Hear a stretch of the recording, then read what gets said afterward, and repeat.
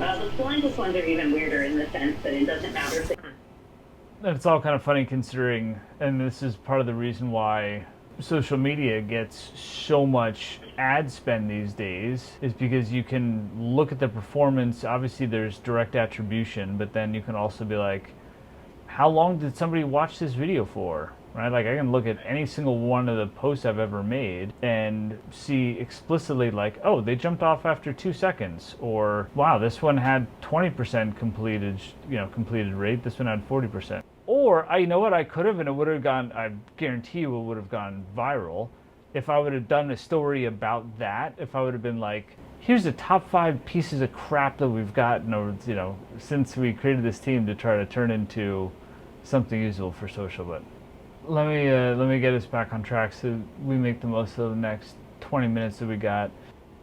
Good mid-morning. What the hell do you call 11:15? Especially when we've been up since 4. I might be losing my mind. I don't know. I mean, that's a pretty obvious thing to say, but there's just so much shit going on.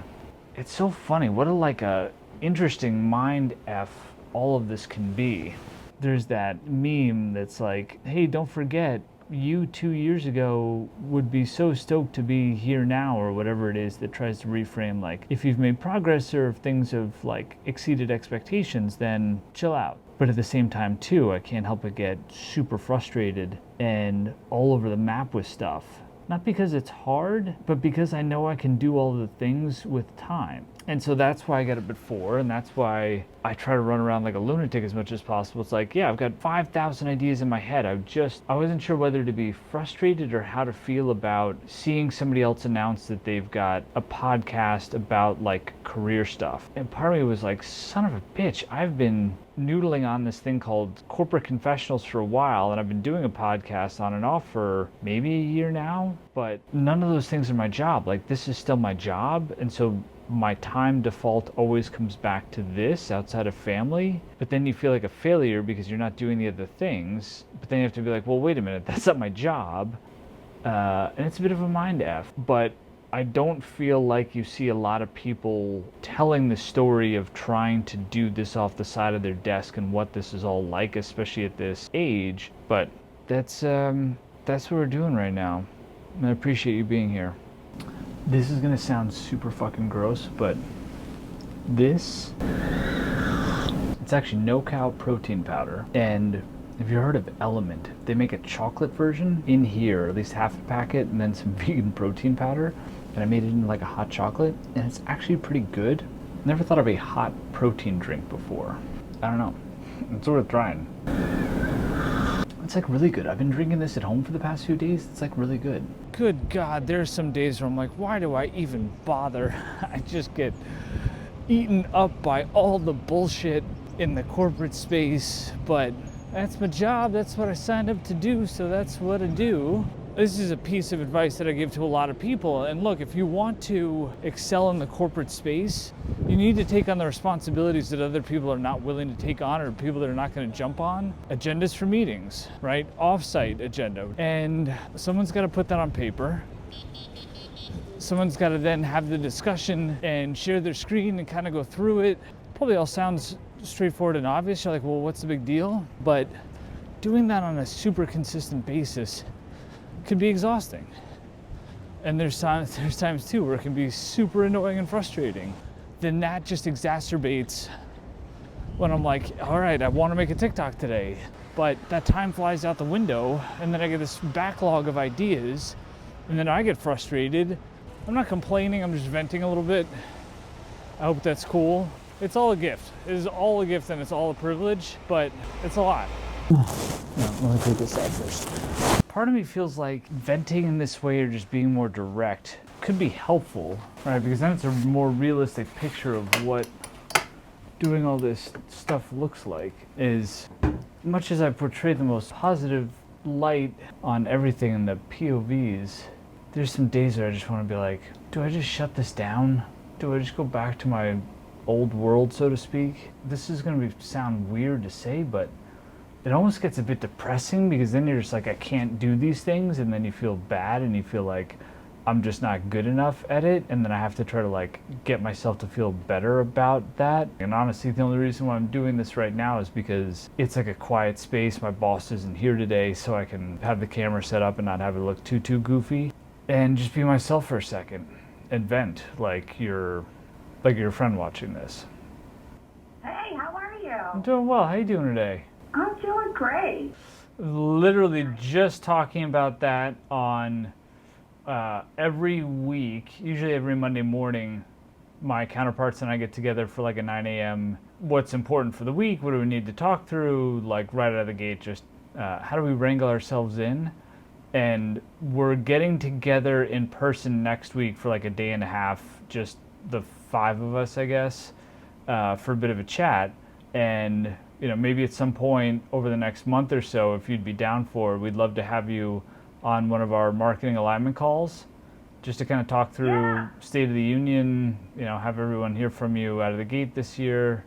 That could be kind of neat. On that subject, what are your big goals this year? Get us more well known.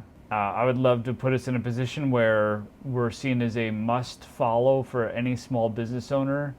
It's easier said than done, isn't it, though? Oh my God. I mean, there's a handful of things, and the good in all of that is we have the right story and we have the right insights. It's just, you know, how do we extrapolate it the right way and get everyone on the same page with what good looks like, and then just going and doing it. Yeah. I knew you were going to say that. So can I tell you, you're look, you're response is going to be, but what is it? So tell me, so what tell me. that we have it through the end of the year. It's not going anywhere until next year. That gives a whole another year to figure out what to do. It's already built for 90% of the way built, ready to start rolling it out for people. It's timely, people need it. The only really thing to do is to move forward and then figure out what to do for next year. 1,000% correct, but you left out the most important piece. That'd be like saying I'm a writer and Microsoft Word may go away and your value's tied to the platform versus the problem solving in the written word. You're a creative, strategic chess player and you can give you a checkers board and you're still solving for it. So that's the only piece you left out. The rest of it you nailed.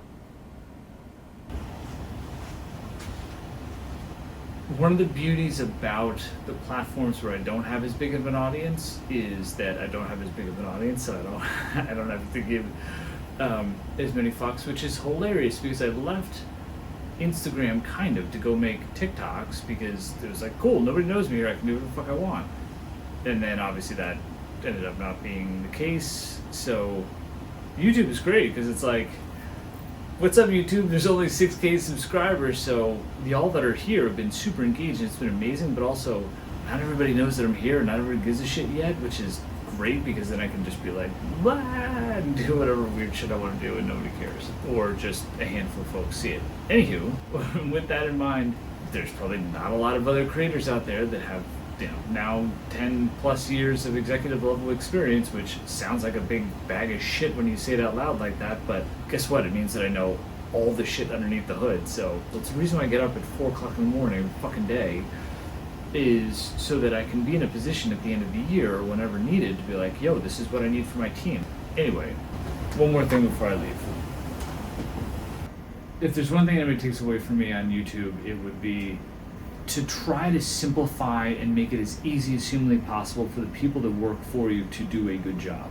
Period. The easier I make it for my team, the better they do, the happier they are, the more productive and the better results that we get overall. So yeah, there's a lot of shit that a lot of other bosses, quote unquote, probably wouldn't do, but I don't know, whatever. I should go home. Let's have a moment for, I wouldn't say unhinged Tim, but let's have a moment for corporate freedom. Let's have a moment for there should be more open dialogue about all the shit that happens behind closed doors in corporate America, because there are some really good companies that do really good things that should put a light on that in ways that isn't already there. And there's also some really stupid shit that happens that if it was just discussed more broadly or if people knew how it worked, then the next people that are in line, which are probably the people that are watching this, when y'all get to that phase of your career, you can be like, oh, this is what Tim was talking about. Fuck that, I'm not doing it the way that it's being done right now. I remember Tim planted that seed of that thing that I could change, and then I went and changed it, and everything was at least a little more balanced. So I have no idea what the fuck I just said. I gotta get out of here. But on a good note, my editor just got back to me, shout out Olivia, and my adjustments to how to get addicted to appreciation based off of her feedback seem to have landed well, so we'll take that as a win. Now we're really going to get the fuck out of here. The point of this is really, don't let corporate America eat your soul. Steal your soul, eat your heart, steal whatever. Don't let that happen. You don't have to. It's just a bunch of people with some fucking weird rules and all kinds of contraptions happening. But you, if you're seeing this, there's a distinct possibility that you are one of the folks of the 10,000 or so, 20,000 or so that are going to change the world over the next 30 to 40 years. And these places are like board games. You could get to a certain place and be like, wow, this sucks, but it's in the rule book, so therefore that is what it is. But if you control the board game, then you can control the rules. So anyway, it's all good. Get inside, learn, I'll help you. That's why I'm here. It's the whole point of me doing any of this. And then change things as you see fit. Cool. My name's Tim. I love you. And now I'm going to go home.